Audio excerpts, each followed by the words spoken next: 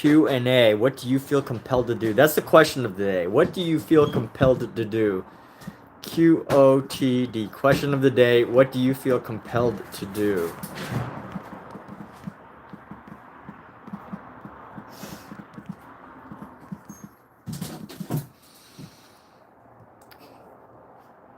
Activity.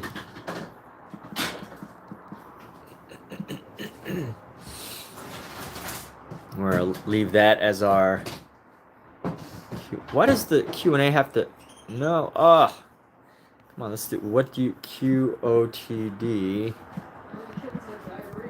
do you feel compelled to do? What activity do you feel compelled to do?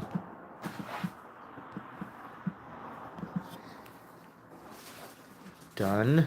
And we're gonna put this. Where can I put this? I'm gonna put this that's not gonna block the whole painting. I wish. Here we go. I could put this up in this upper left corner. Right. I don't know yet. So what's going on? We're gonna start a Q&A here. What do you feel compelled to do? What activity?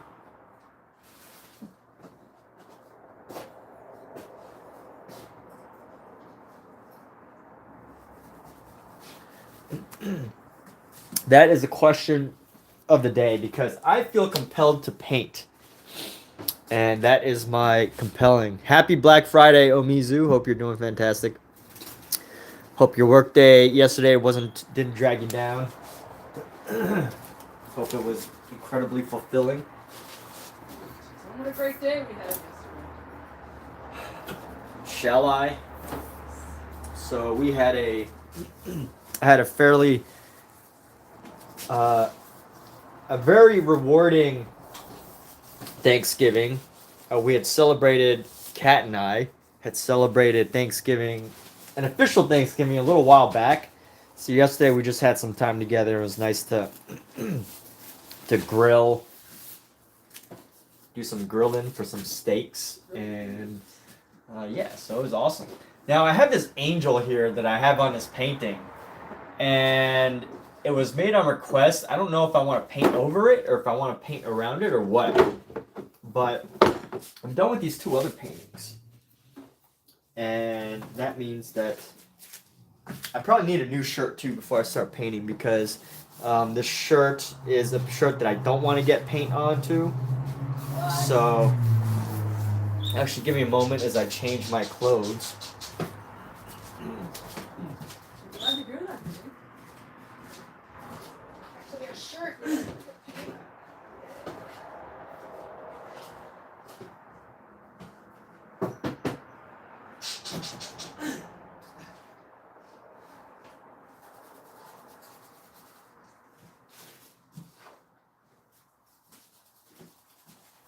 All right, here we go.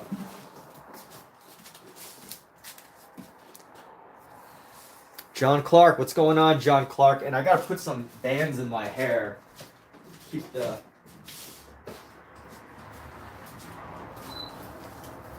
little John Clark and Omizu paints in the house. Both one high performance athlete, ultra marathon runner, and Omizu, good to see you. Amazing pop artist there. It's nice to finally see some of the work that you do. Like I feel like when I look on Instagram, I get a real good picture of what you've worked on, but that is totally not true. You leave a lot of cool pop art for surprise. So here, I guess you don't celebrate Thanksgiving in the UK, do you? Yeah, so we're good. It's Thanksgiving in California and in the United States. So a lot of good feelings going around. People buying things for the holidays. People starting to get into the groove of the holiday spirit. Feels good. It's a good feeling. You can feel the holidays in the air. I don't know if they have that in the UK, do they? In the United Kingdom, what is the holiday that leads people into I'm gonna take this down right here. What is the holiday that leads people into the Christmas season? Because Probably Victory Day. Victory Day? Because in Los Angeles, in the United States, that holiday is either pretty much after Halloween, I would say. But officially, I would say it's probably Thanksgiving is that holiday that I'm talking about.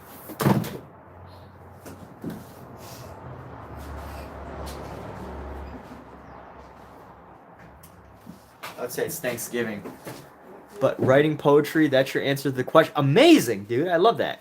It's hard to find on your IG. You have to scroll back. The British guy say. He didn't answer yet, but he says that he feels compelled to write poetry, which is awesome. That's a great one. Never really thought about what it's like to just sit and write poetry. That must be a very rewarding experience. I do that for haikus once in a while. I've written haikus. I read Bonnie's children's book. Oh yeah, how was it? It's great. It's great. That's like great poetry too. I love it. It's really good. That's great. Very poetic. Do you think a child would appreciate the poetry? Oh yeah. Yes. I do. Alright, so I'm getting 3 different size brushes right now. And let's see, we're gonna go with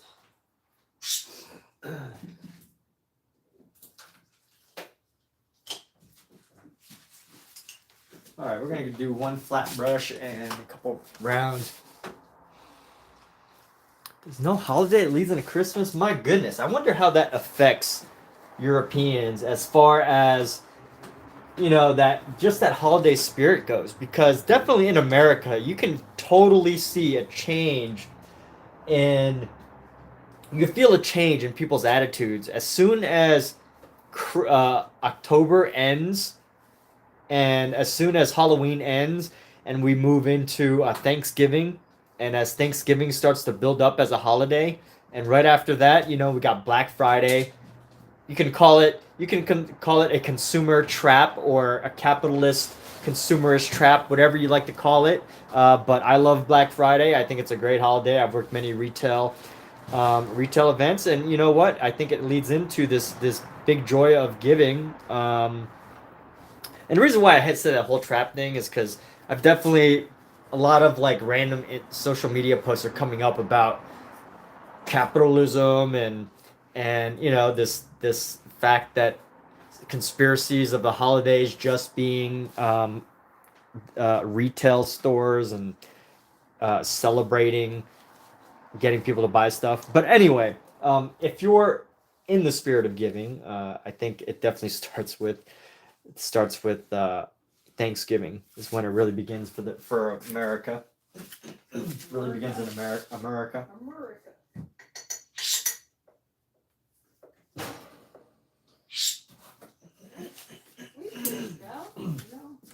For the record, I have no problem with, you know, stores, retail, buying, all that type of stuff, using holidays to get more buyers. I don't have any problems with that. So let's get started here. I've got this brush. It's a flat brush, and I'm just going to start using some green. Let's just see what we come up with. More and more, I want to paint like with the least amount of reference possible. That's just something I've been working on lately, just painting with the least amount of reference possible. It really helps me it really forces me to open up my imagination, to really think about, you know, try to really think about what it is that I'm painting, or not think at all actually, to think less about what I'm actually painting and just enjoy the process of coming up with things.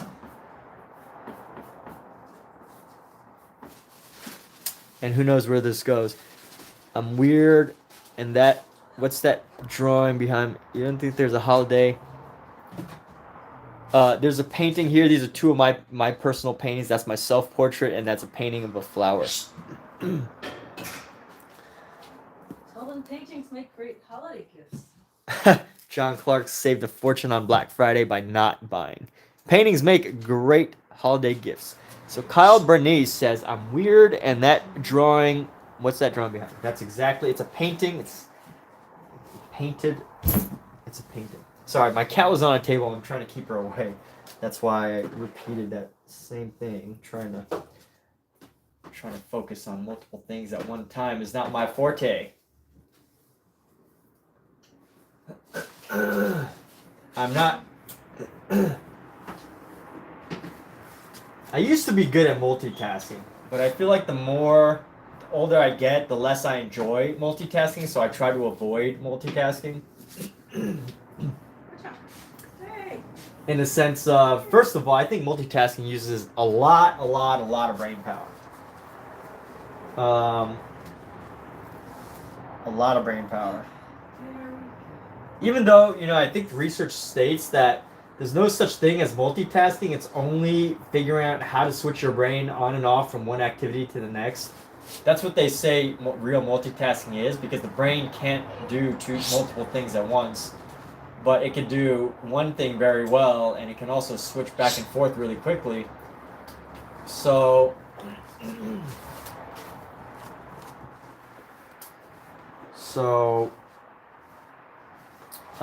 with that notice,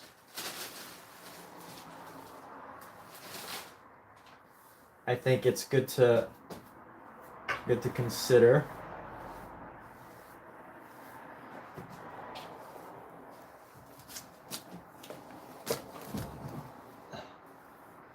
That known, I'd like to consider, what I use my energy towards.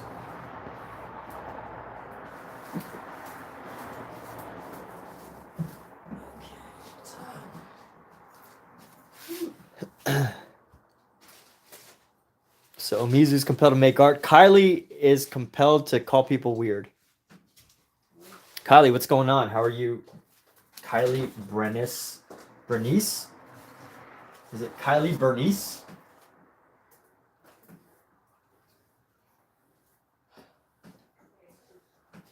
And here we go. I'm just adding colors to this just to see where this goes.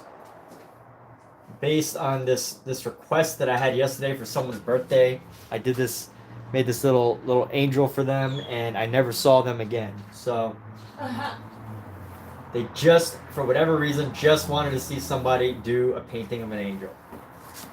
I don't know how I feel about that, right? Like,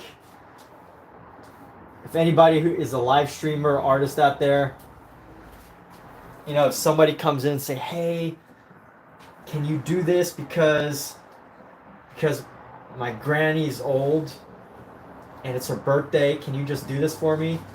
And then, they just sit there until you do it, and then they're gone, and they never... Should I do it out of the joy of doing, just to give? Should I expect, that... I don't know. Does it make me mad? That's a good question. It definitely annoys me a little that, like, you do something for someone and then they just, like, dip right after. Which, I don't know if I'll ever see them again. And then, I gotta ask myself the question, is this really the joy of giving? Or is asking an artist to make them a painting on YouTube... there's a joy of giving, I think, and we're getting philosophical here. What's up, Edits? We're getting philosophical here, but I think there's a joy of giving to give to people who can't have.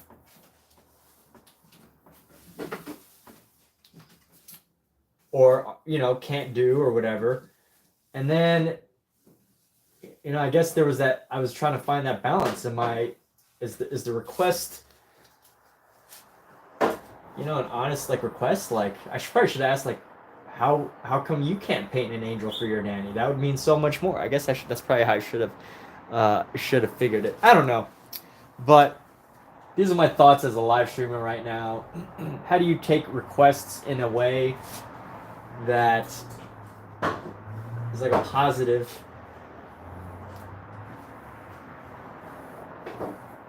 Especially for free. Like, that's one thing. I've had requests, and then people have, like, given me tips or whatever.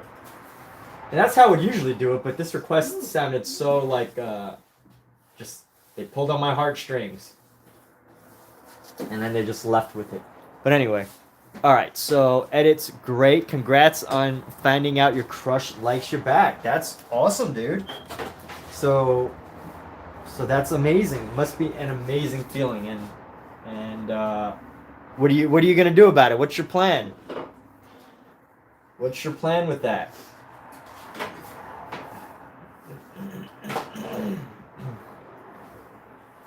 I think after this painting, I'm gonna go back to doing some more realism pieces rather than abstract. Like I do abstract, like I feel like I could just do abstract, but then I don't really know if I'm.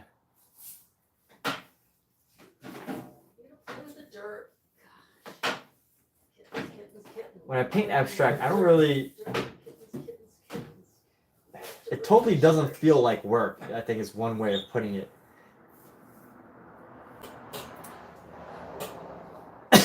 I can knock out abstract work so quickly that, you know, at some level I feel as if I must do more. But then when I finish it,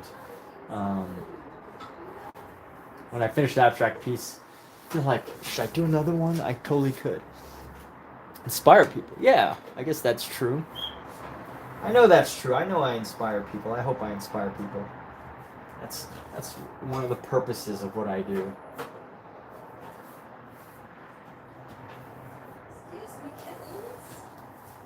I love this red. Just look at this beautiful red. My goodness.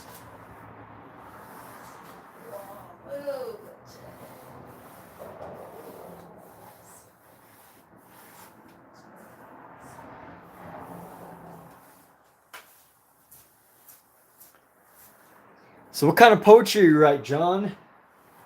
Do you write haikus? Do you write love poems? Do you write poems as stories like Edgar Allan Poe? Or do you just write to express your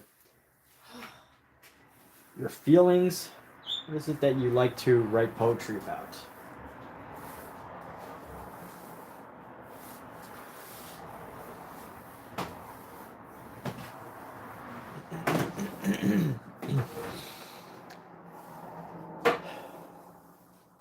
Oh, good to know. Thank you. Thank you for letting me know that. Simple words like that that help keep an artist moving along.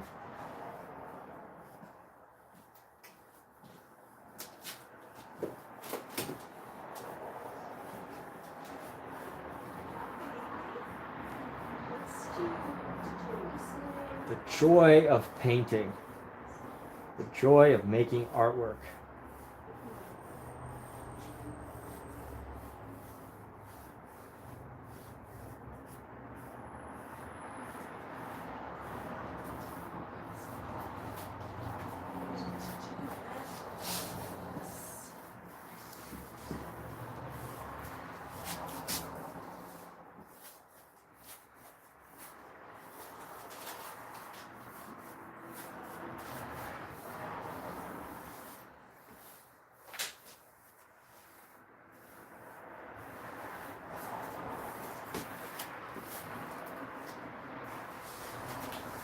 Make social commentary.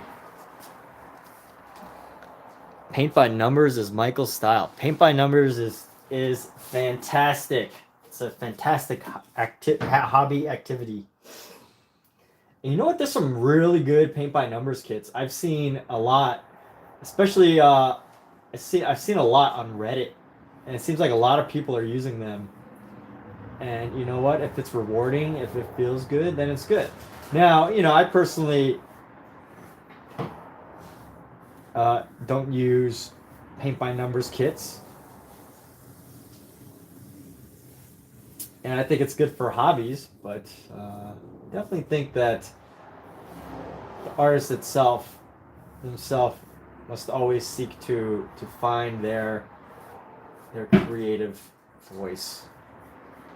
And I don't think that paint by numbers is an artist finding their creative voice as much as it is just having the joy of making something. Which, I don't know, I mean, It is what it is.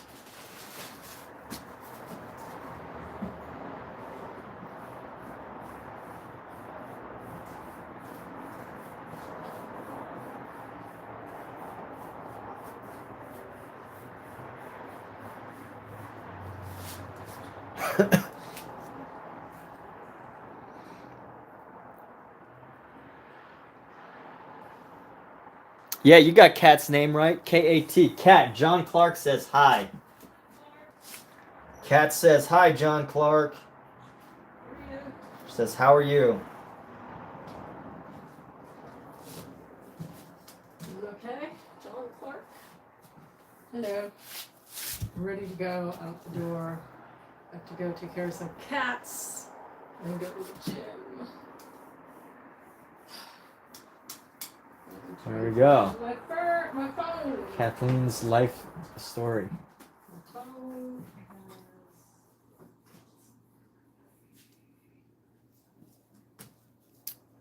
Do you think you brought a body wash? Is it not? Is it in the shower? Oh wait, it is in the shower, right? Because I showered this morning. The other one's empty. Oh. It's in the garbage. Okay, so I didn't bring it.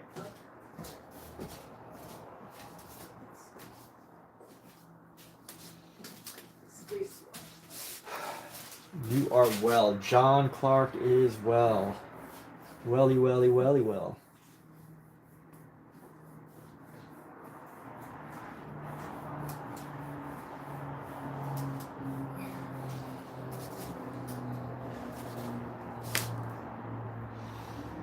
Let's go with this red here, and we're just going to go into this section and bring our reds down.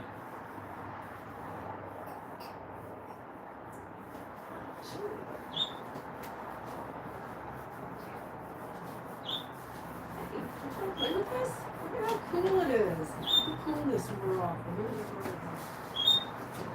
I love how this red is turning out in this painting.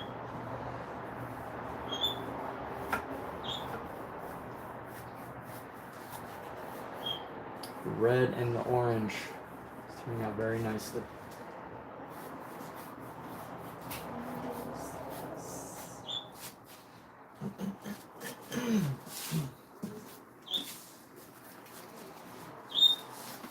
Just kidding, you paint nature.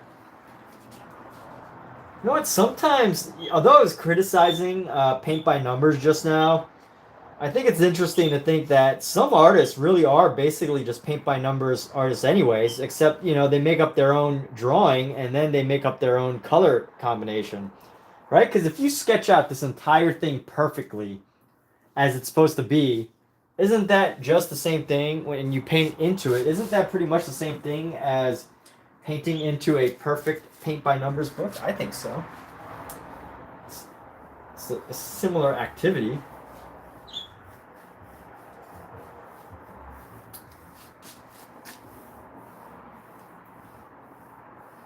And again, nothing against that style of perfectionist art, perfect art, in the sense of perfect art, having everything sketched out perfectly and almost to the point of having a paint by numbers book. Nothing wrong with that. That's how they've done it for centuries and centuries. But just evaluating the fact that that's pretty much what it is, or what it can feel like sometimes, I guess, is if you have everything already perfectly laid out, what difference does it make from a paint by numbers? What is the difference between that and a paint by numbers piece?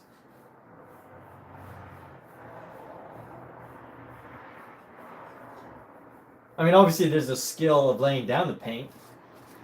That can have an effect.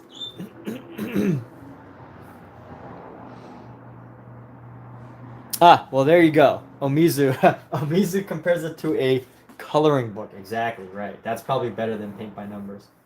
So a coloring book, yeah, okay. Making your own coloring book. I really like how this is spreading apart and how this red is just like such a vibrant red.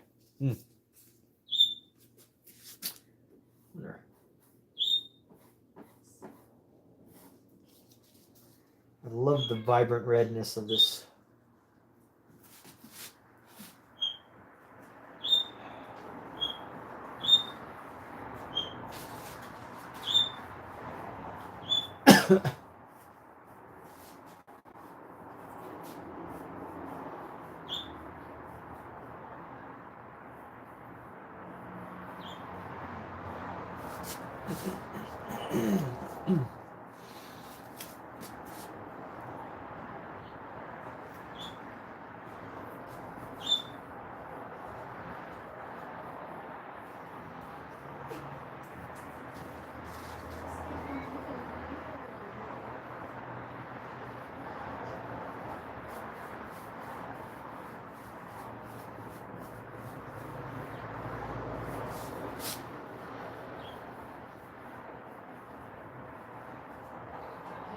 Today. Okay.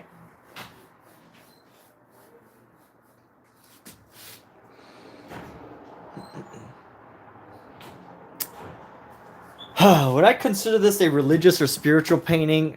No. Aside from the fact that it's an angel, no, I would not consider this a religious or spiritual painting. This is an abstract, expressive brush piece that just happens to have an angel in the center.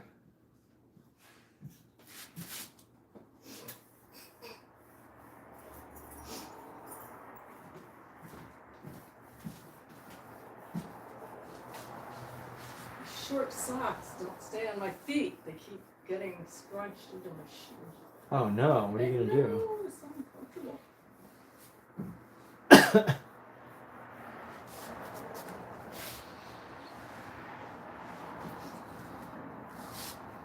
And honestly, with this piece, I don't know where I'm gonna go with it in the center. I don't know how this is gonna transform in the center of it because I didn't plan that yet.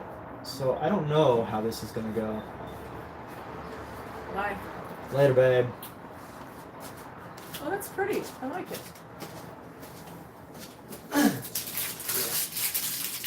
Yeah.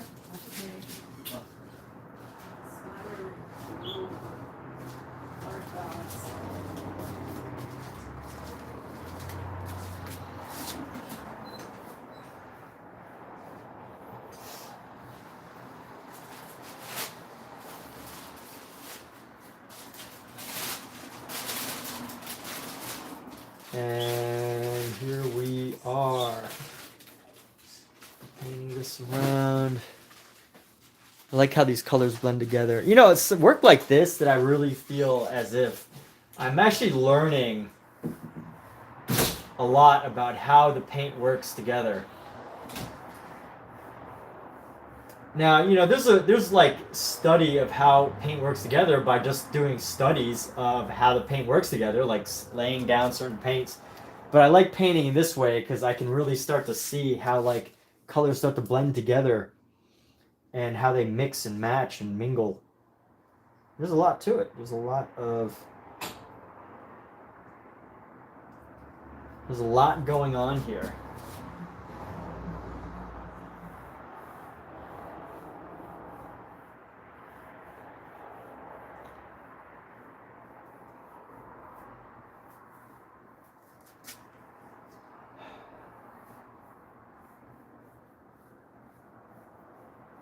But I just love the texture, the overall like texture that's being created here with these colors.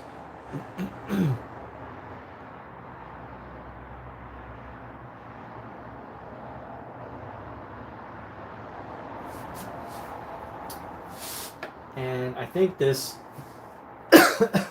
needs more.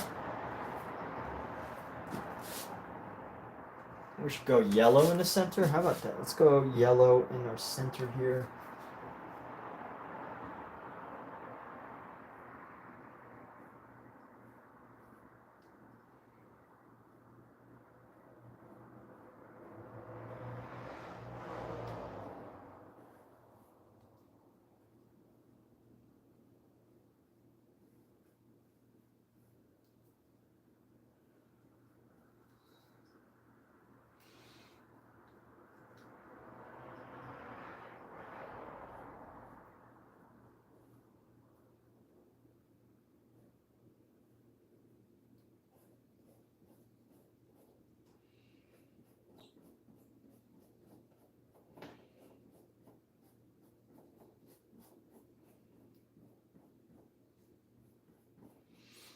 let's see. Trying to paint around the angel to figure out how this is gonna manifest itself. Here we go. My own abstract coloring book. My coloring book without colors, or without any lines.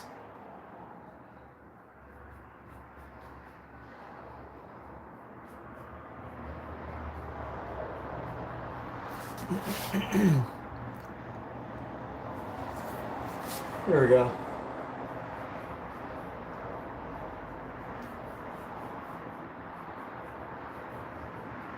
Here we go. All right. This is evolving. This painting is evolving very nicely.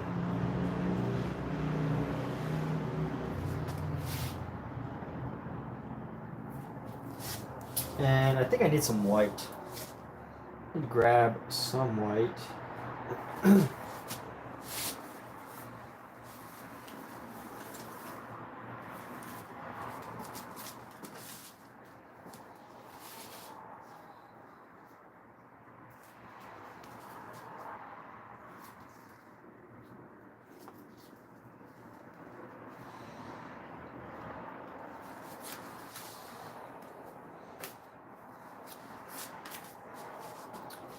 Let's go with I'm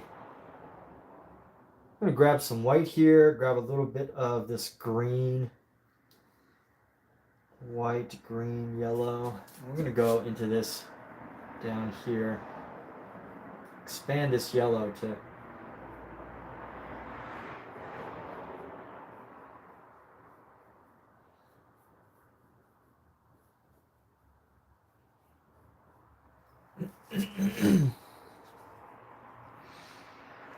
You experienced two opinions. One person said another person said it was beautiful because it was your first attempt. You know what? I really like that second one. It's beautiful because it's your first attempt.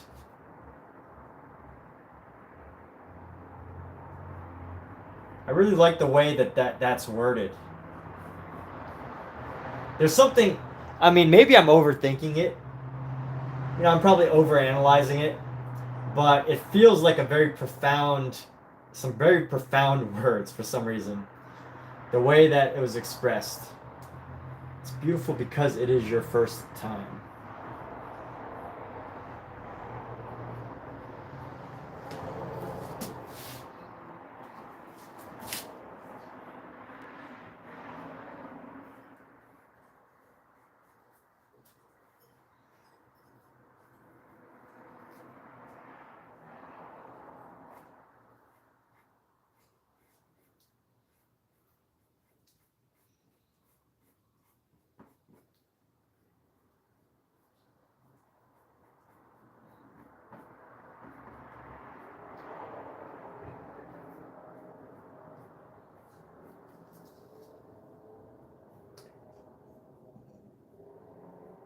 And one thing I like about this painting is it has a lot of energy.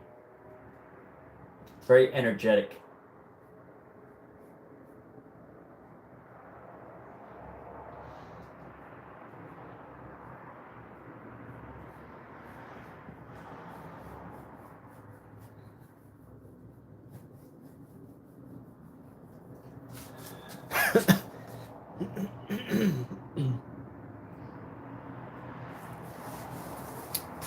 So in what way did it feel profound to you, out of curiosity?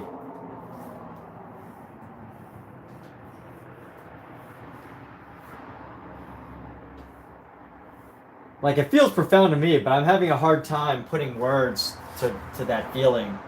Like, you know, I'm like, why does that sound like something that's deeply meaningful in a very like esoteric, profound way, but I can't quite put my finger on it. I can't quite put my finger on why it feels like that. Why it sounds like that. Is it because it's the first time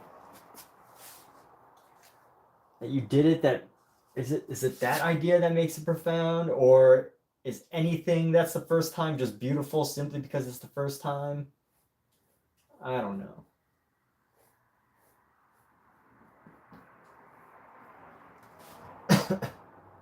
Go grab some of this white.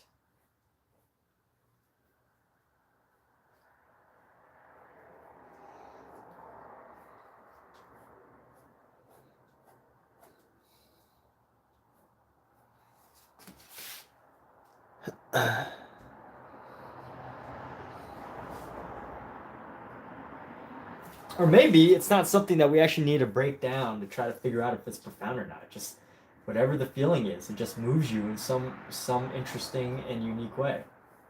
You don't have to think about it.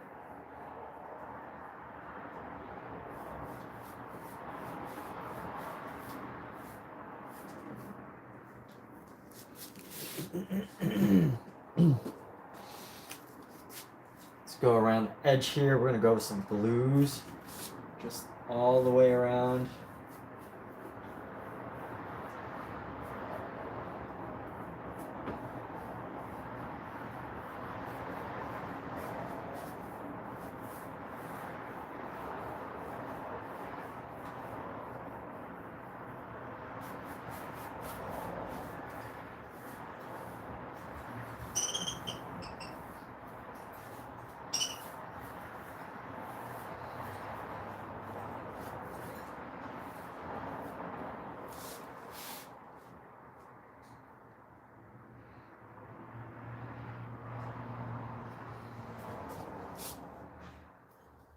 This area looks a little muddy, so I'm gonna add some highlight to it. I really am enjoying how all these colors are interacting. I wasn't sure at first how this would all come together.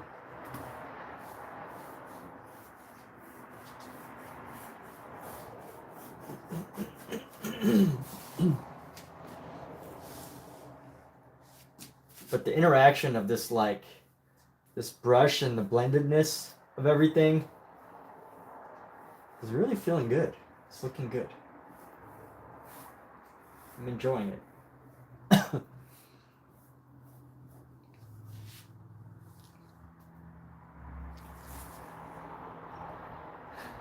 Wonderful.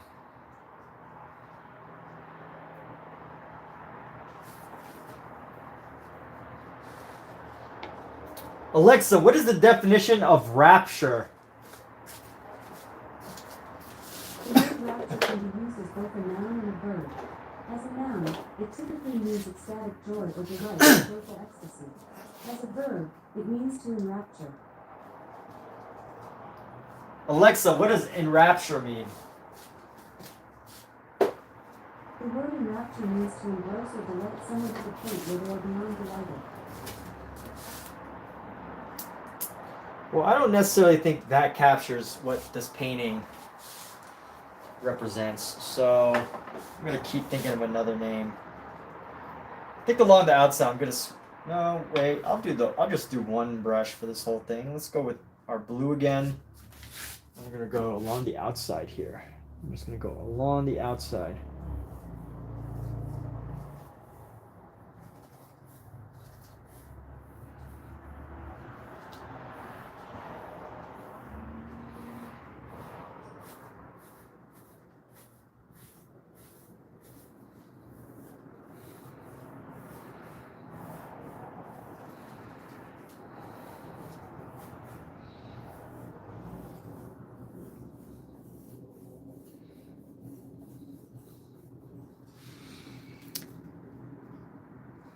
Wonderful.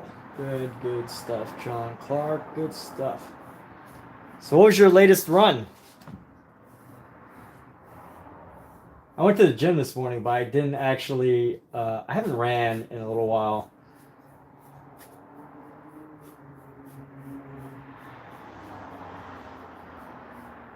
It's been a while since I went running. I mean, I do cardio in the gym, but it's just not the same. You know what? I don't count cardio that's done in the gym. Like when I'm on a treadmill or when I'm like doing stairs or whatever, I don't actually count that as like, I guess if it's not running, it's not running, but I don't always count that as cardio.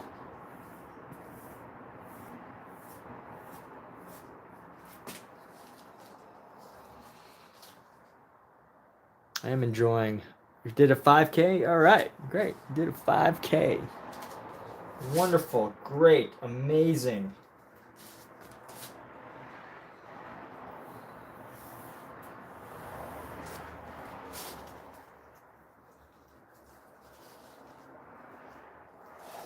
Wonderful, great, amazing.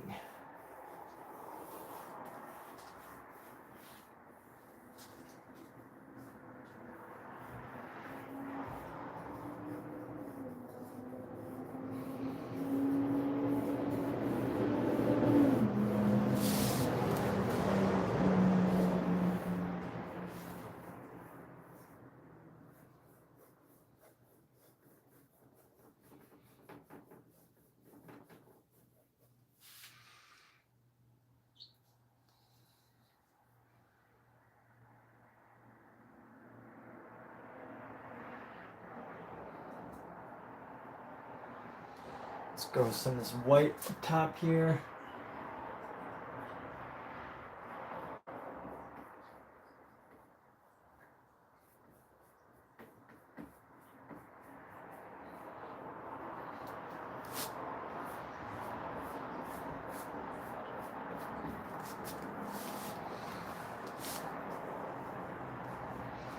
On treadmill, set the incline at 1%.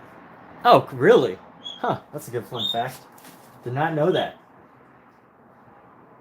Totally new to me. Totally news to me.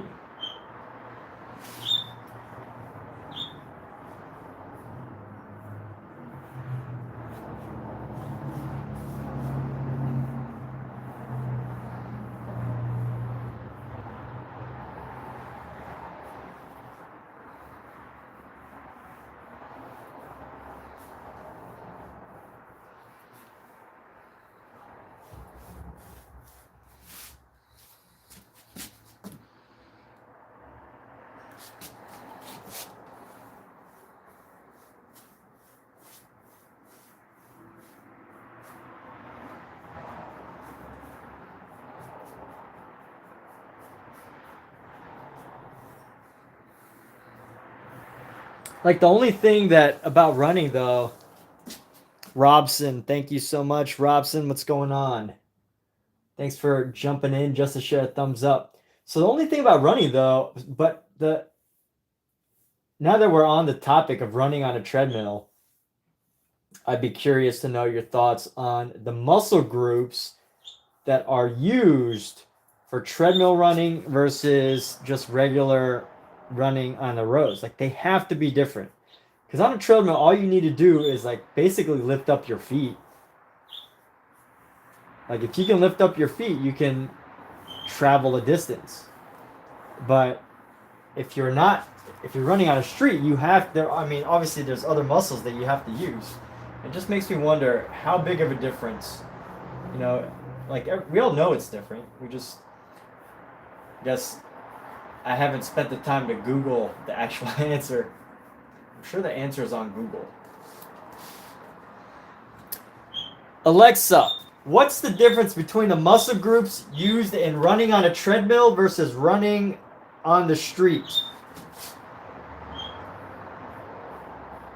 Running on a treadmill and running on the streets use different muscle groups.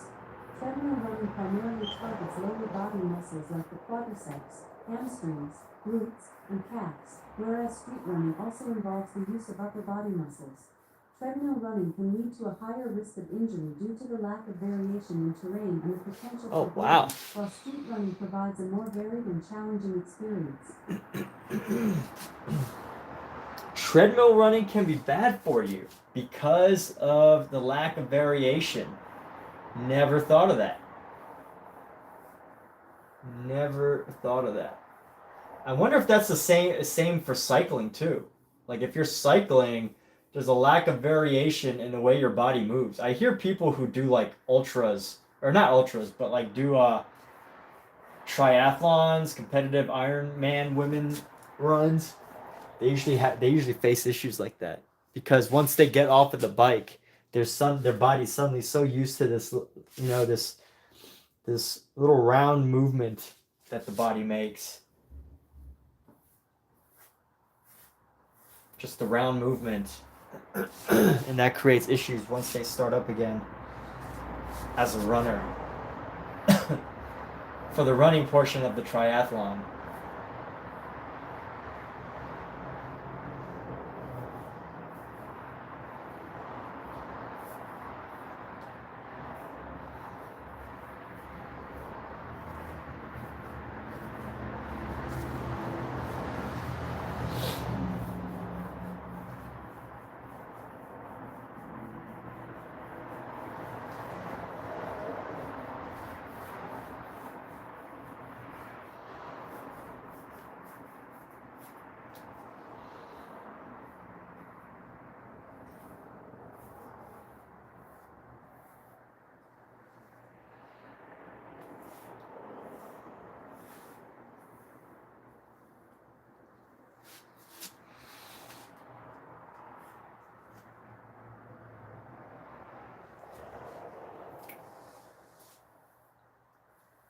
Oh, you mean on the treadmill, you just have to keep a more consistent pace? That's what you feel is the only difference is?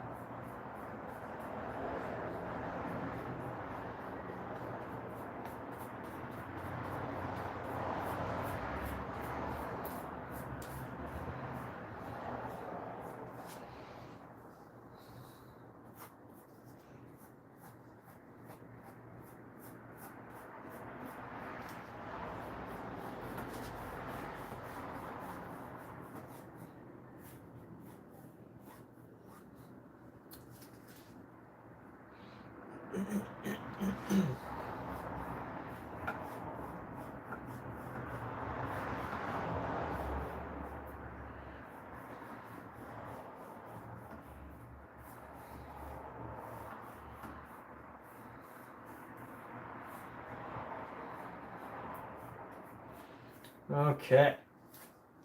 All right, this is a fun, vibrant piece.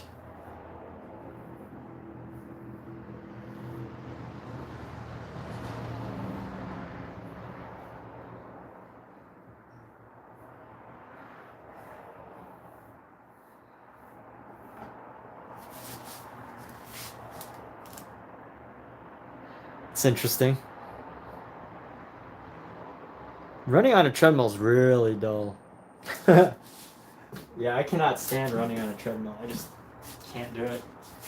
All right, so we've got this piece. I think I'm ready for another piece.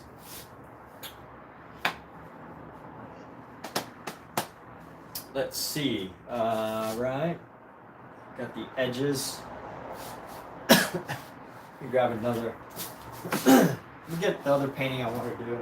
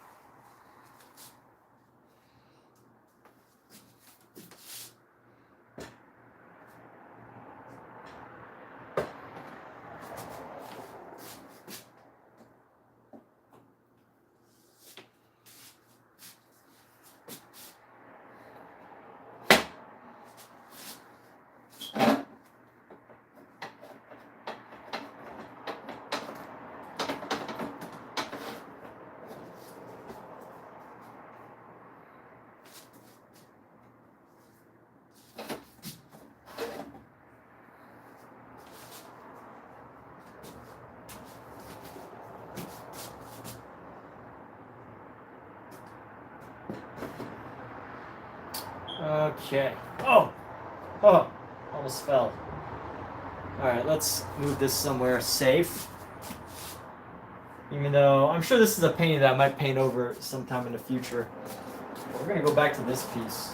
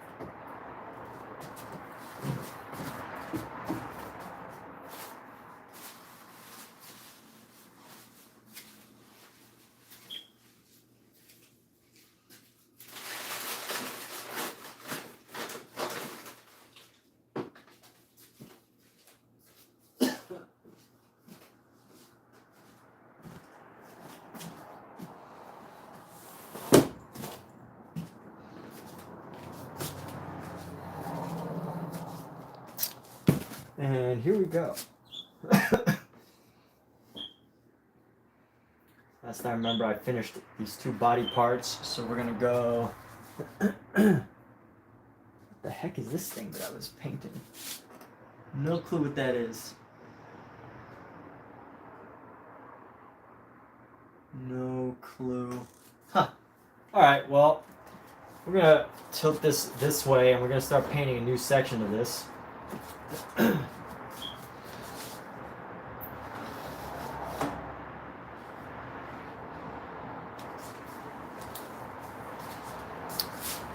So what do I do with the paintings that I create on my live stream? So I get them into galleries and shows. So that's the goal, and then I sometimes sell them on Venice Beach. So if you know, in Los Angeles, there's a place called Venice Beach. But usually I just store them in my apartment. That's where they're stored. You know, and I don't sell all of them. I sell a few. Basically, I just keep them around, try to enter them into shows, and that's the goal. Just get them into places where people could see them.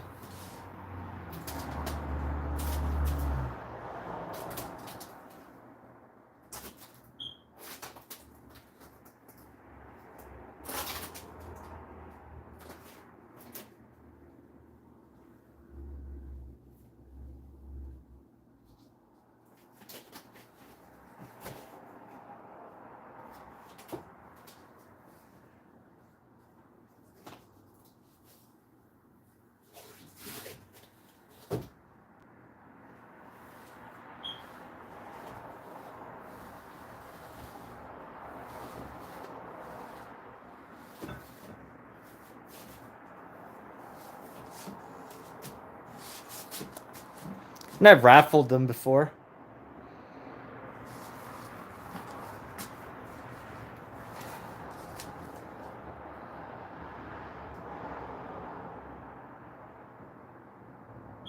All right. So let's get...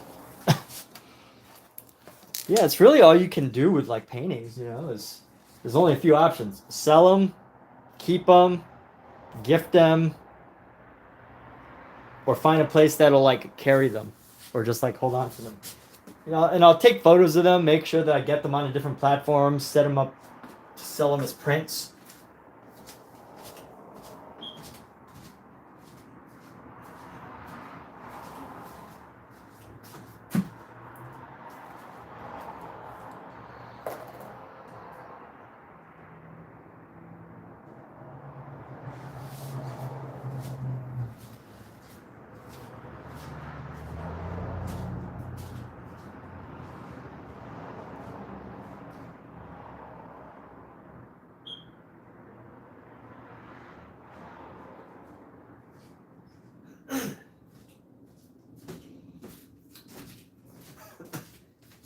All right, let's get back to this painting, shall we? Shall we? Let's see, what was the body, the figure that I was going to do next?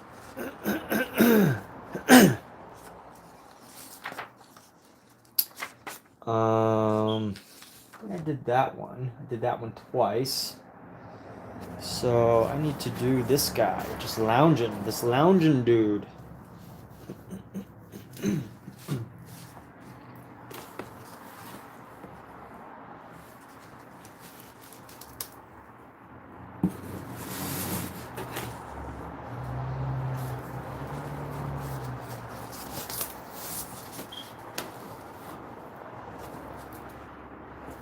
Just so I give some context of what this painting is. So I've been doing these this piece of studies from the Charles Berg drawing collection. So this is a classical drawing course that was started in like the 1800s. Vincent van Gogh, his company, his brother's company that owned this, was the first publisher of these books. Not this specific one. I think this is a reprint by some company that they basically took everything that was in it and just reprinted it for modern time or whatever, because it is in the public domain. The great thing about all of these sketches, these drawings, you can find them online for free because they are in the public domain. So, of course, I like the book version, so I was willing to pay for it. But yes, these are all in public domain for people to study and do whatever exercises they want from. But I did a multi painting series based on these. And right now I'm just gonna do this next figure. So I'm basically collaging them together in an unusual way. And that's what we're working on here. So different parts will be pulled in and out of it, and you can just like look at it and you just keep finding newer and newer things. But I haven't really been drawing for a while, so I haven't really drawn in a while. I mean, actually, you know, I was drawing the other day, but it was very abstract drawing, so it's important for me to keep up with that activity. As far as planning this goes, the challenge is always, where should I place the body? Where should I place the head?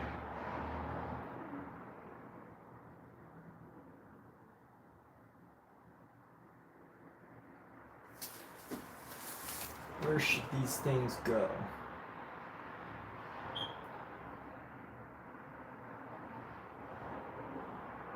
Ah, I see what this is now. That's the stand. That's the stand for the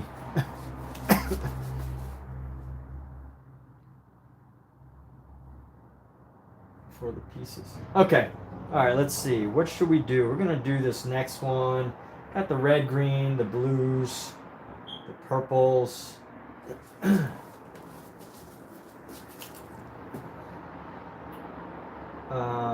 We can do another blue, red. And this is just the initial sketch, but the initial sketch definitely influences the final product quite a bit.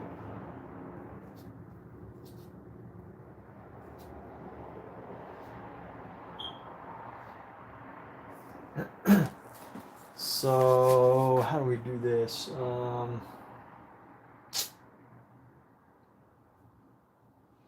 Can't make it too easy to understand. I don't like it when it's too easy to understand. So we're gonna put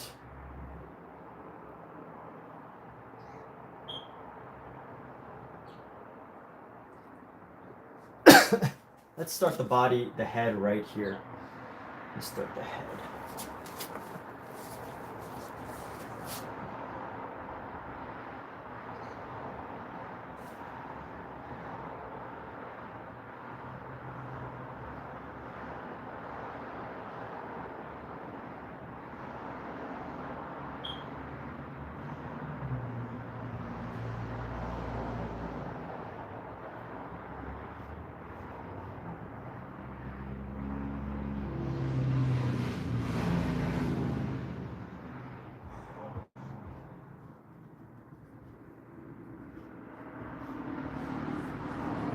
So this isn't done Oh, all right. Take care, John Clark. So this isn't done. The way I'm doing this isn't totally precise because I'm using a very, very thick brush.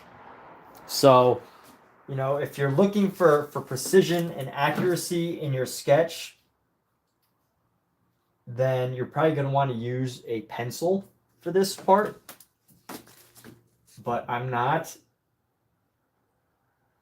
because that's just not, you know, what I'm working with, what I'm working on. Precision and accuracy, depending on, you know, what you're painting.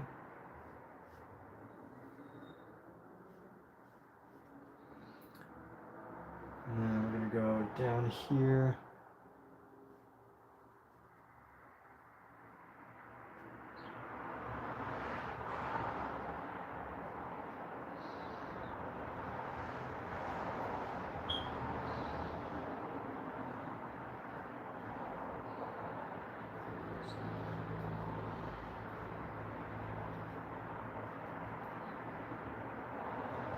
Just above the neck.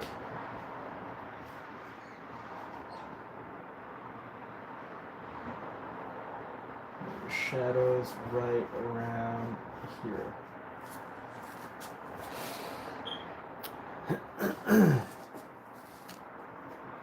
Eventually, as we continue to build this out, it will all start to make more sense.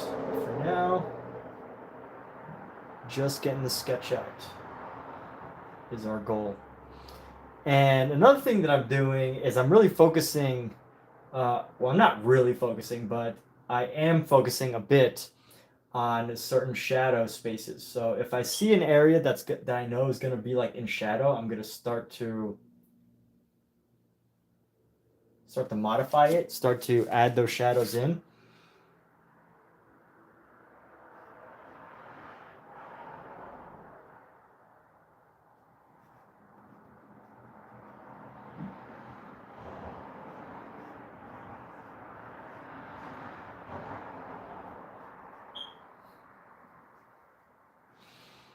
And that's going to go just as it turns on the cheek right there.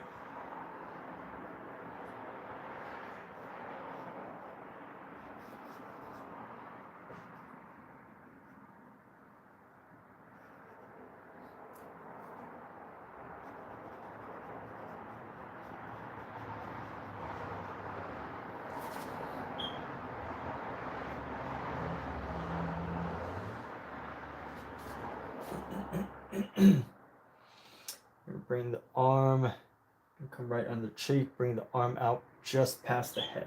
So. And here we go. Actually, I can probably bring this a little closer, can I? I can. Oh yeah, because this is a less wide of a... This canvas is a little bit less wide, so I can actually bring this right there. You can get a better sense of what I'm doing. And here we go. Again, this is a pretty rough brush. See, it's all splayed out a little bit. So I'm sketching with it anyway.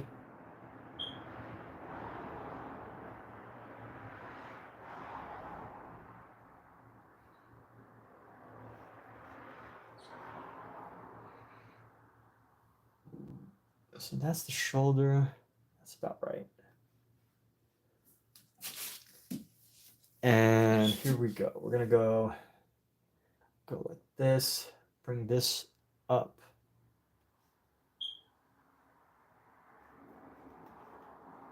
In a sense, one thing that's annoying about this is it goes into the other spaces, but one thing that's great about it is that I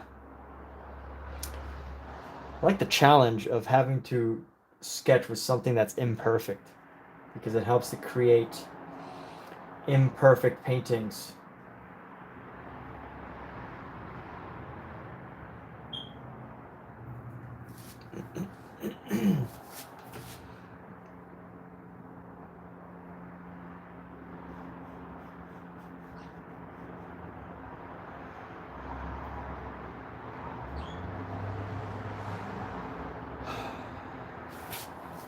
And really, I would say the hardest part about this is really figuring out like how to lay out each new section because I can't paint through the previous part.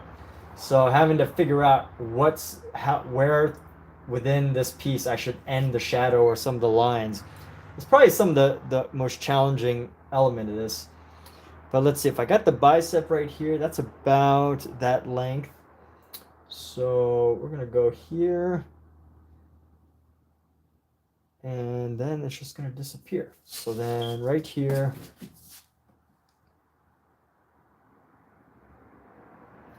chest.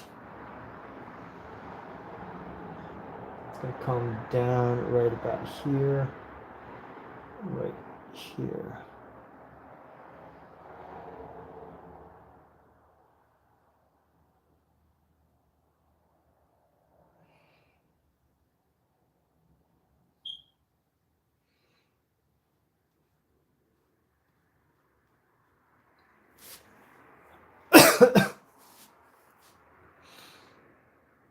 And I will probably use this figure again later on, but for now, I don't think, let's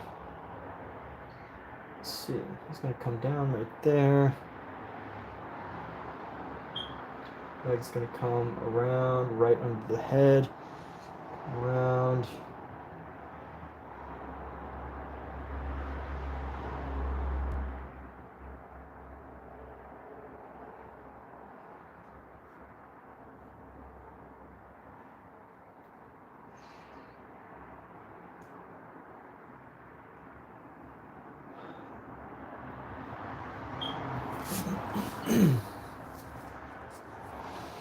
And then if this body part comes right up to here,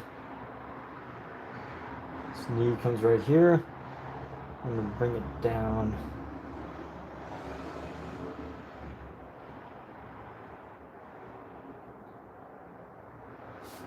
Yeah, you know what? This has to come at this angle.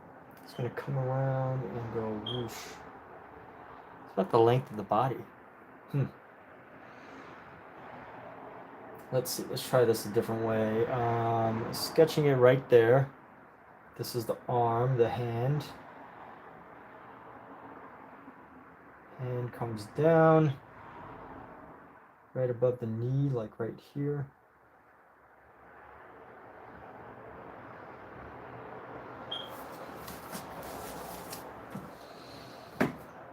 And let's see, this shoulder. Oh yeah, because if the leg's going to come down here, this body definitely needs some more mass. So we're going to go around, come down this way, and we're going to go around the shoulder. And this shoulder's obviously, the elbow should be in about the same area. So right around here is where the elbow ends. He's sitting. Where's he sitting? Sitting like this, right around here.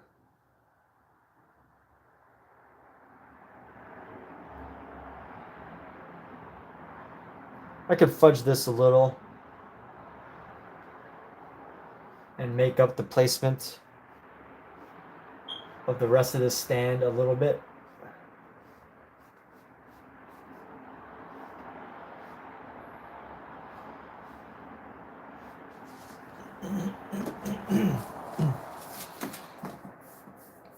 Might even need to be lower.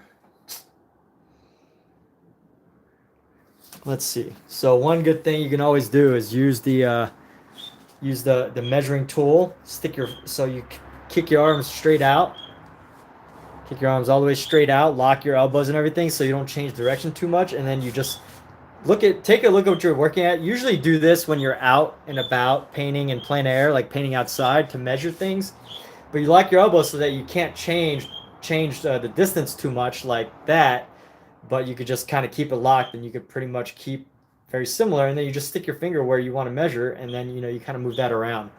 So what I'm going to do is I'm going to use this to figure out how much the size of the head, and I'm going to figure out how many bodies I need, how many heads I need down. So 1,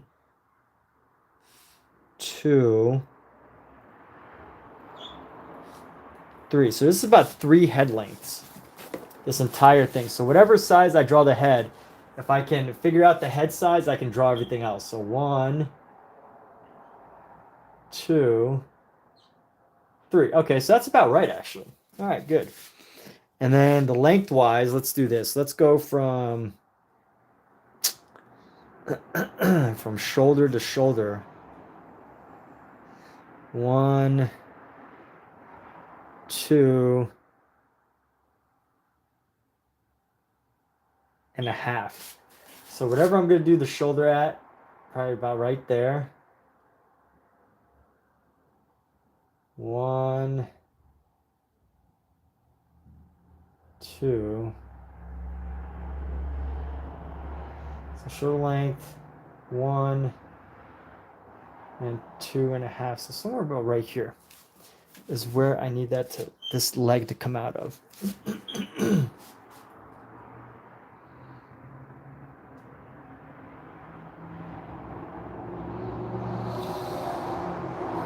Head, come up.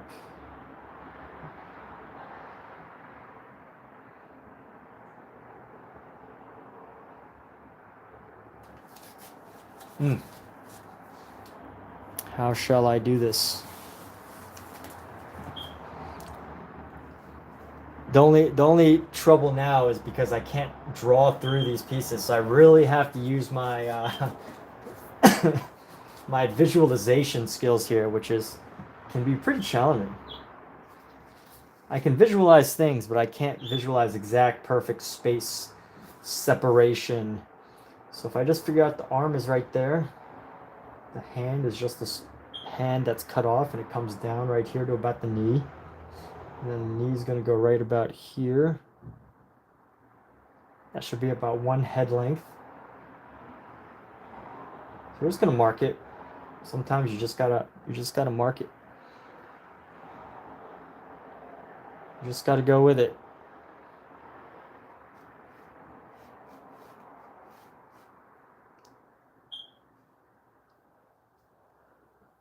And that's a pretty long calf, so we're gonna go like that.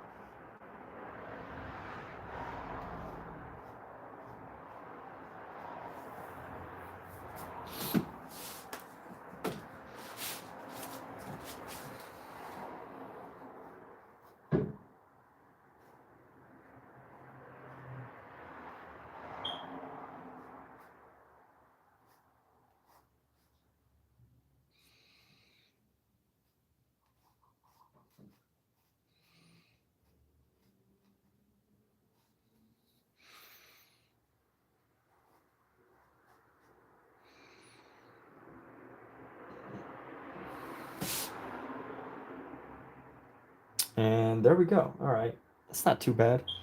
It's pretty good, actually. Yeah, it looks about right. It's gonna look a little bit funky because this leg's gonna come up, but it's disappearing into here, and then this leg's coming forward. Let's just double check this. So the hand's coming right about here. It's gonna end right here. Between his knees comes down just a little bit, and then bam. Yep, we're good. Okay.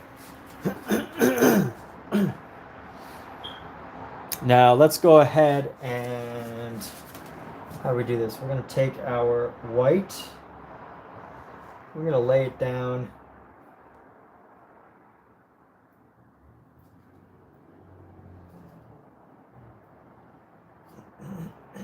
And let's just start with the hair area.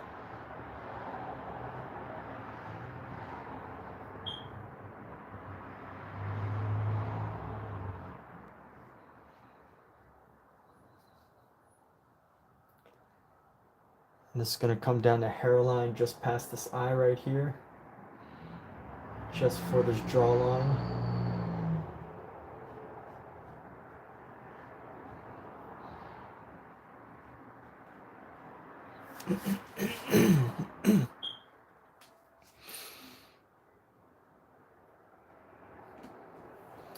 I'm gonna give him blue hair. I want to paint his body a little different color. But I wanted to give him blue hair to start off with.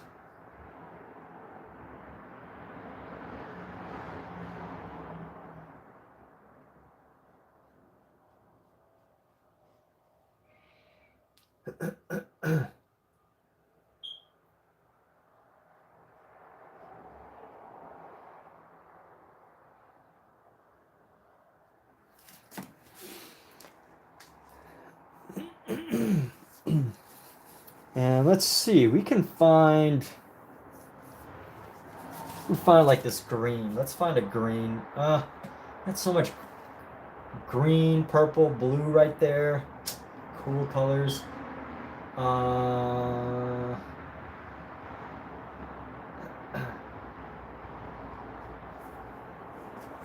Let me create a more of a yellow blue, which will just be green. A yellow blue is green. What am I saying? Let's see. What color do I want to make his body? It's a good body color. Because I've already got this purple right there. Picking a good color. And picking a good color, how do we do this? Let's see. We've got the dark blue for the shadows. I want the body. This area is dominated by these dark blues.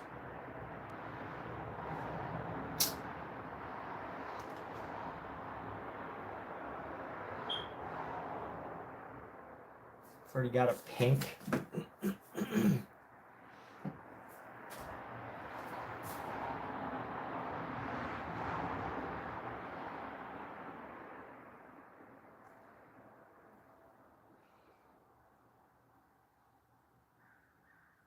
Maybe we go with a super light green. Let's see how this turns out.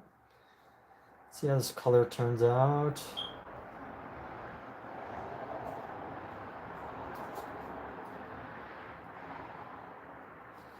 Lighten this green up a bit more with our white.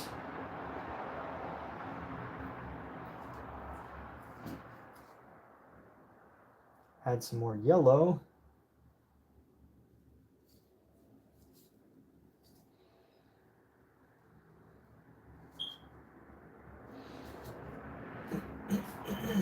And you know what? I think this will work. We got this like creamy pastel green. It's like pastel green color that we're gonna use. So here we go. That head is a little bit too far up. We're gonna start with the nose. Really interesting nose because it's been broken off here.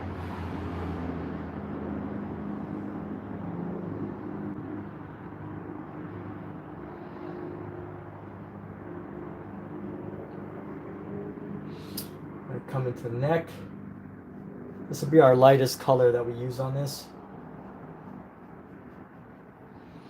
Down into the neck here. Come down into the chest.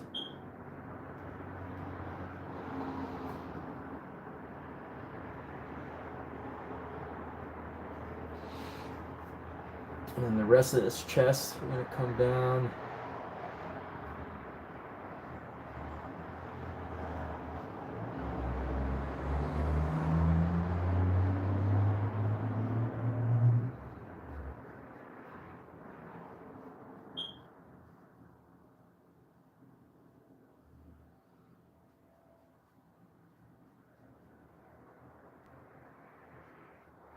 And here we go.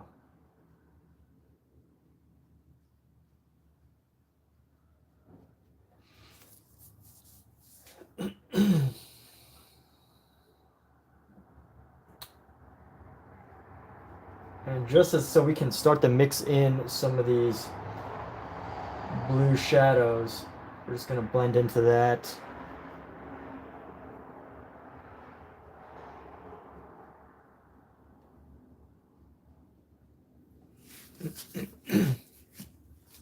And this is how we're going to start to get the body and the figure and everything. Let's see, there's a shadow along the top here. So definitely get that shadow. Basically the shadow, the way I'm making a shadow is just mixing the blue with our green. Just making that a color. And a lot of shadow down in here.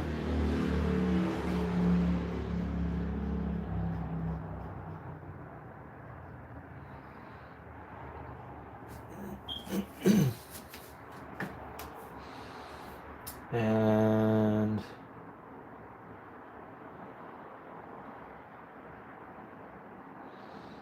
could start to shape out this bicep here.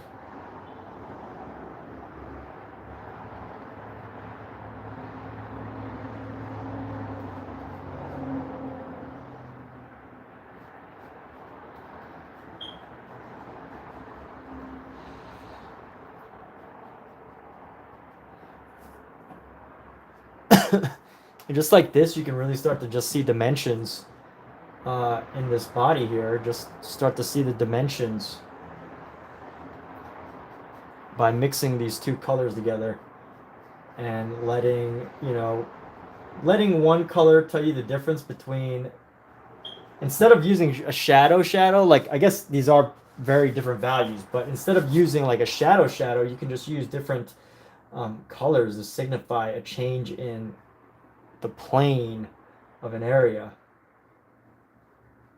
For example, instead of using a shadow, you could use like red, which I'm not doing, but for the sake of discussion, yeah.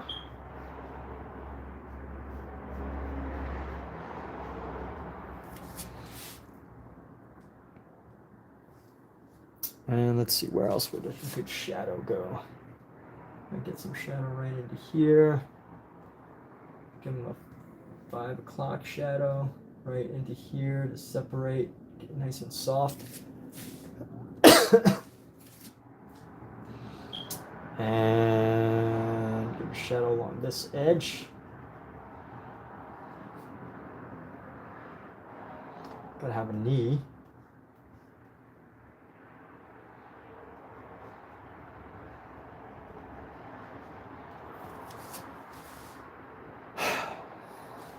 Let's see, let's use the rest of this paint into here.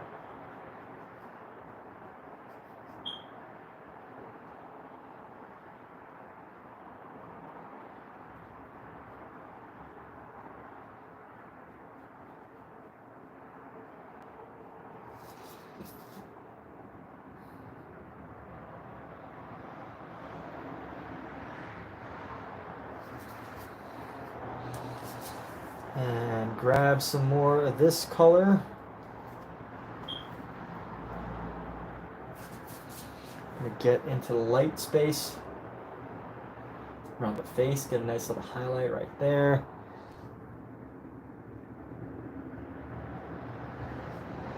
Get up into the forehead right here.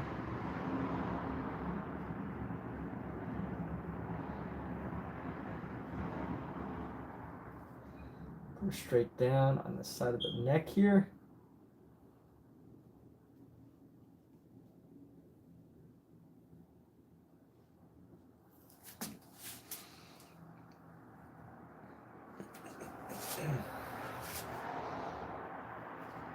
And just keep this color going. So add this highlight right here. Dip it into the white a bit.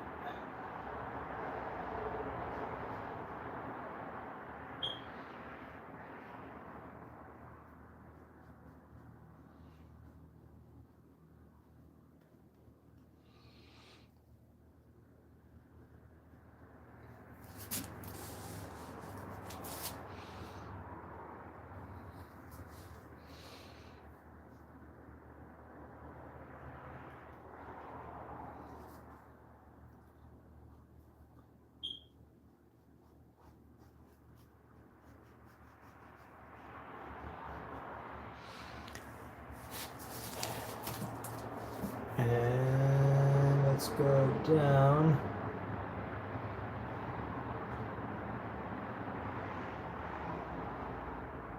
So this right here is just the leg. And eventually we'll tighten it up, but all we're working on right now is just to establish, well, all I'm working on right now. I say we're like as if, you know, this is a paint along. It's not really a paint along, but I'm saying this as if it was a paint along. I'm just describing what I'm doing, what I'm thinking.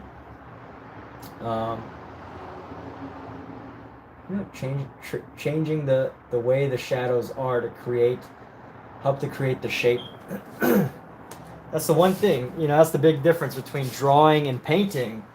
Is with painting, the way you're creating form is you're literally just using colors. Using different colors to help to establish forms. Different colors to establish different forms. But with drawing, obviously you're drawing all the forms. You're drawing the specific details of how the body looks when it, you know, around a curve or a part of a part of the figure as it curves around.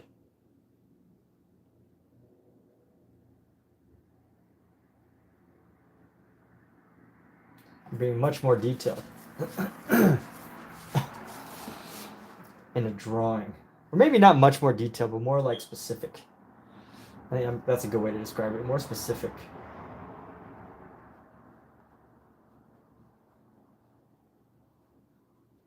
More specific in a sense that when you're drawing, you have to like specify with your pen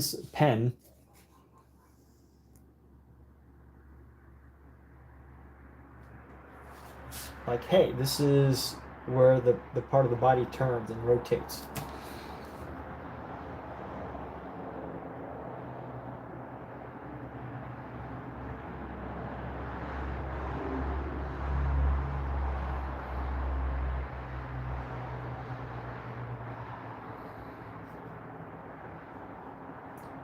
But with a painting, you have to like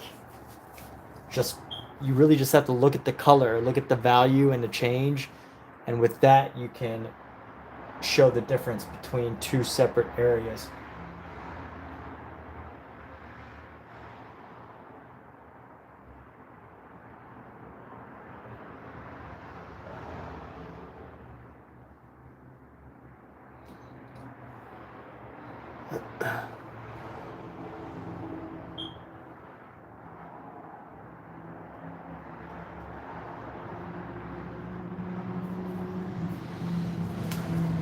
And then let's go with the darker green.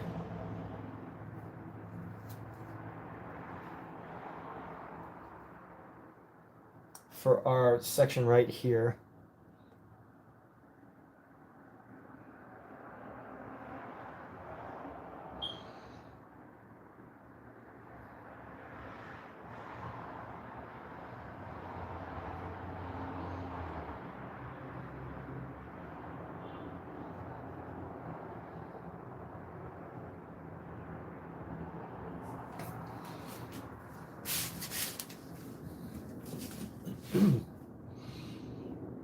You know what? I could probably use this color to capture some more area.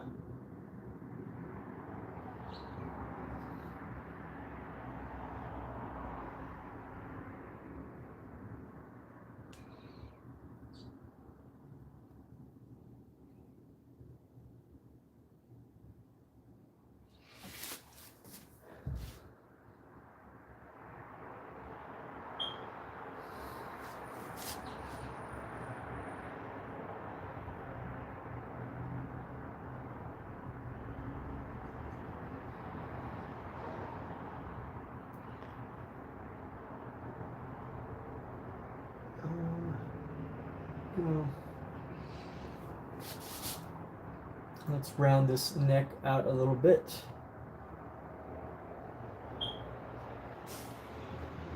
The shadow's a little harsh. Shadow needs to be lightened up a bit right there.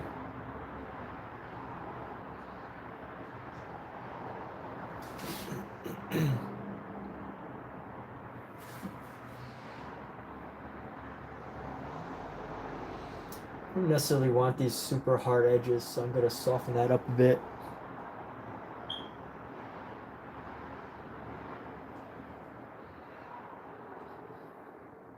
I mean, it is a statue, so there's that.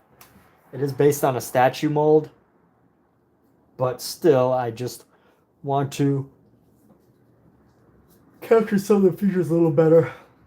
All right, let's go. Done with this green.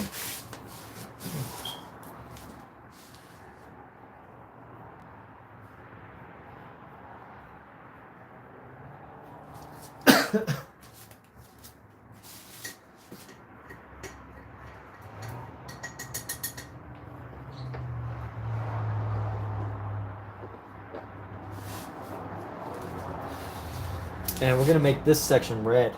So, because we have some red here, might as well use it, right? And one thing I'm constantly doing is I constantly look back at the camera, which this is painting. If anybody is listening to this and you're a painter or you're an artist and you're considering uh, doing painting as a live stream, but you don't know other reasons too. Doing live streams while painting is absolutely great, especially if you have the camera facing and you can see if I can, I have it on the selfie mode to where I can see into the camera at the same time that I'm painting. And that's so helpful because there's this trick that people do in digital art, and it's constantly flipping the image. So you take what you're painting on the digital, say on your computer screen, and you constantly flip it or reverse it, flip it and reverse it. And then like what that helps you to do is get a different perspective of your artwork. And it's one thing to be able to like step away and step back, but there's nothing like being able to just look at a camera to see it flipped, to see the things that you may or may not be doing wrong, and you can instantly fix it. You get an opportunity to do so. But it doesn't really um, work if you're working just live and you don't have the opportunity to flip things. Like Mary J. Blige says, you're remembering the upper frame yet? Flip it and reverse it. Da-na-na-na. Let me work it. Right? As Mary J. Or no, no, it's not Mary J. Blige. That's Missy Elliott. Yep. And I know that song has nothing to do with painting. But why not? You can make it about painting. It could be about anything, right? Whatever you say it's about, that's what it's about.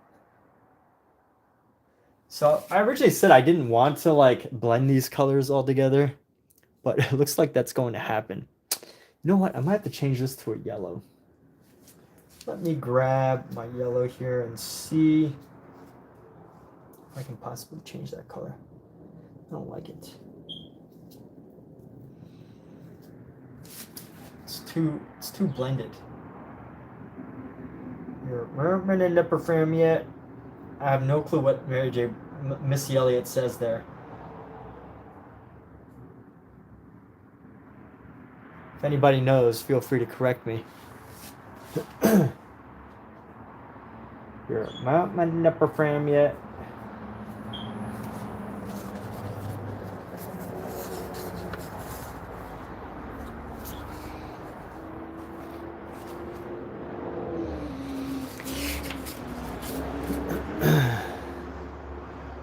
I do have to add some more definition into this foot area. But before we go on,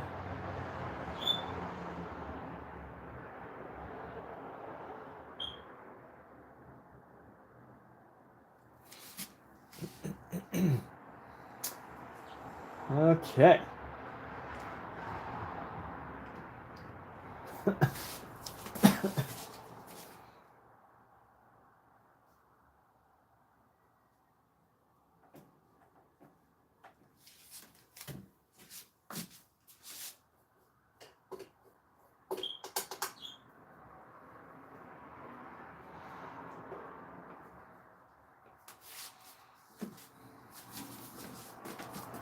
Okay, and let's see. We gotta bring this hair down. Where's that blue? Here's that blue.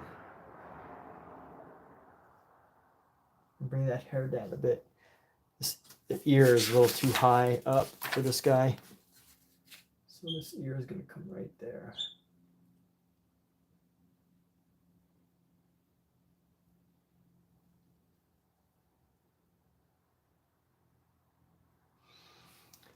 Ear, that's the ear line, which goes just above where the eye line is.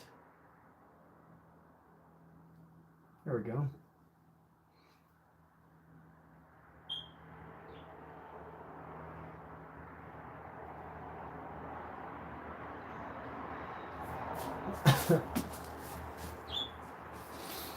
Let's see what happens if I blend some of this color into our other area here. It's interesting. This is interesting.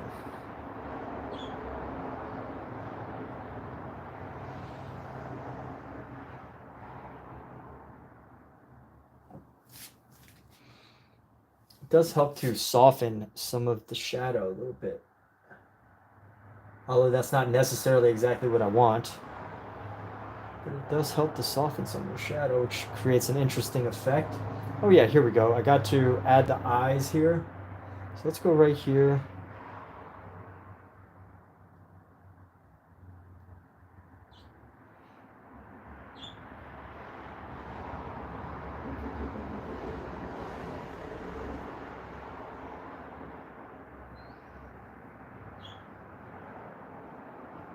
Start to create the shape of the face.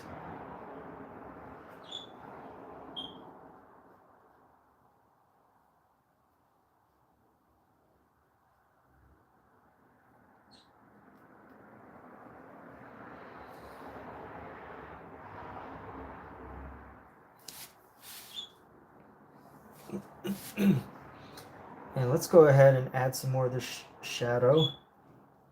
I'm going to use the shadow by creating a dark green blue.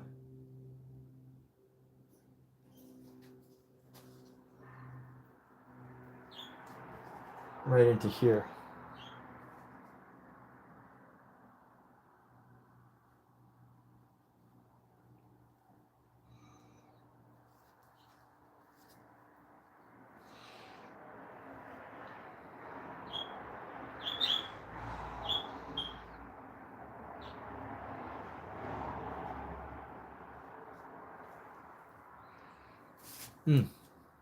Might be a little too much, but we'll see.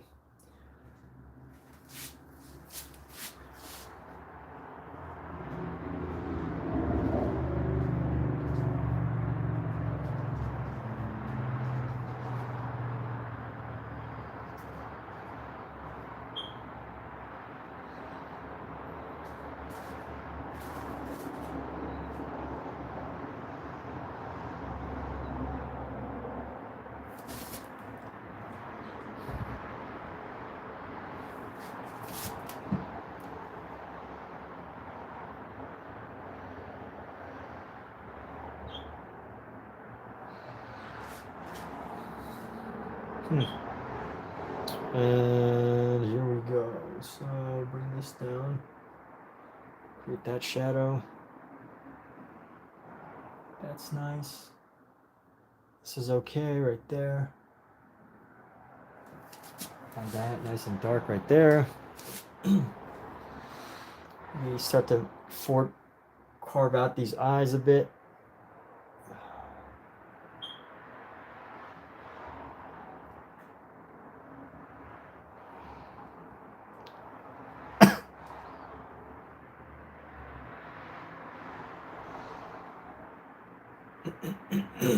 You can really see the plane there, the shifting plane of the eye. And this section needs to be darkened a bit more too, right here.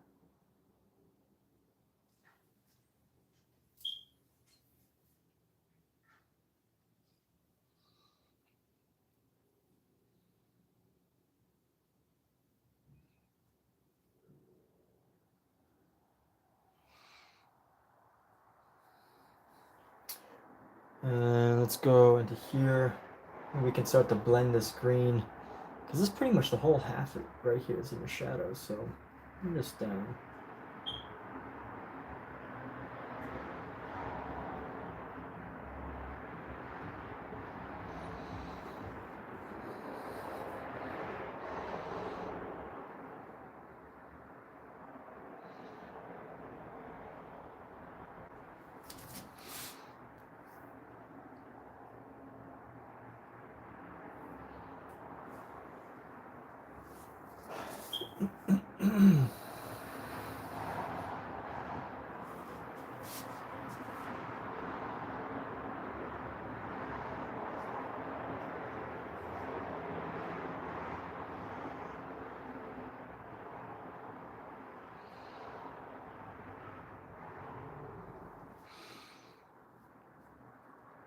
And oh yeah, here we go.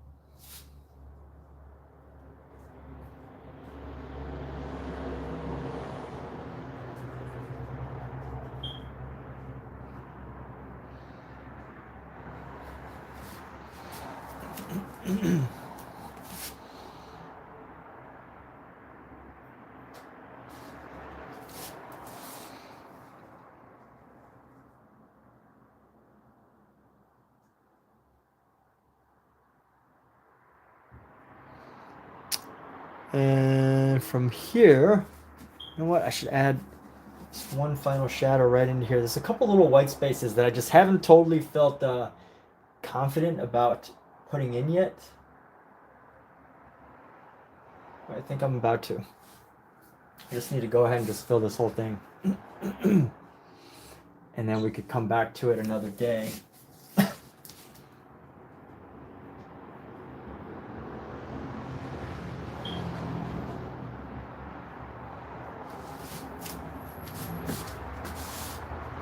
So for those of you just tuning in or have been here for a minute or whatever, I am about to wrap this up. So if you're just tuning in, I don't want you to think that I'm going to be here for a while. Just want to let you know in case you're expecting more, because I'm not going to be here. Paint the rest of this tonight. That's not the goal. Goal is ultimately to do this bit by bit here. And piece by piece. Here we go. Bring that up. Get some. I'm gonna add some more of this light color, this light green, into some more areas because I don't like how it looks right now.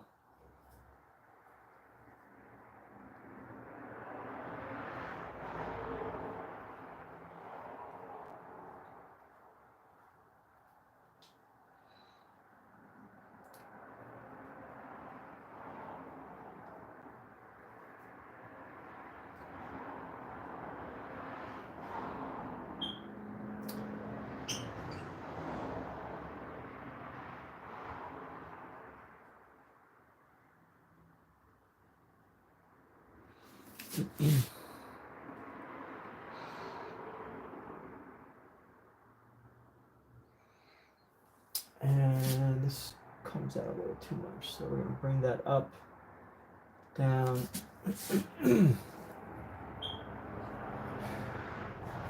And we're going to call this, oh wait, the hair needs to come out a little bit further from the forehead. Almost done, almost ready to take a break here. I need the forehead to just come out a little bit further than it is, which means it's going to have a nice dark shadow right here.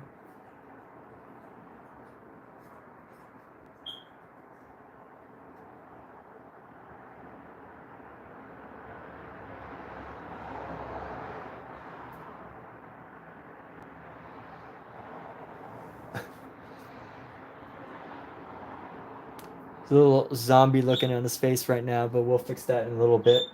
For now, just getting the basic details done. It's probably take another like hour or 2 hours after this initial sketch out. You know what? I might want to start on another figure while I'm here today. While I'm here right now.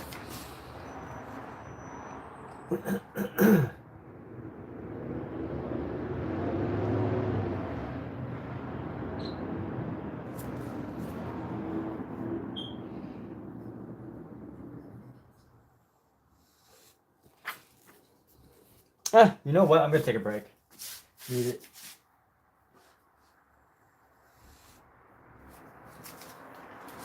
So, anybody who's here right now, anybody who tuned in today, thanks. Thanks for sticking around. Thanks for tuning in for even just a little bit. But right now is a good time to take a break. I may or may not be back later. But I haven't done this type of painting in a little while.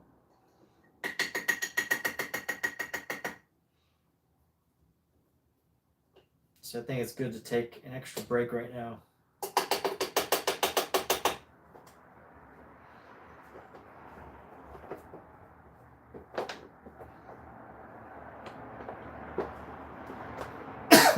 When I paint like this, I feel like my concentration needs to be a bit more on point.